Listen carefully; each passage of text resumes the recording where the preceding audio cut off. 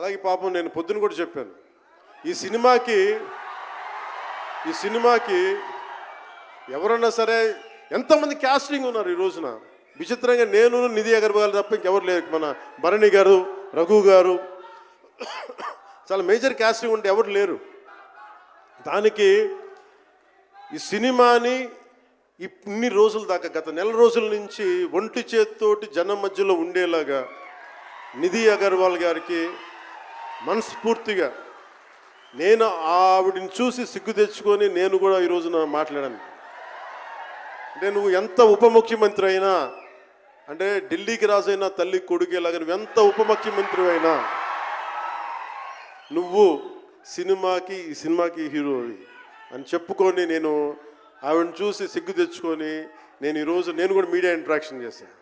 రేపు కూడా చేయబోతున్నా, ఎల్లుండి కూడా చేయబోతున్నా.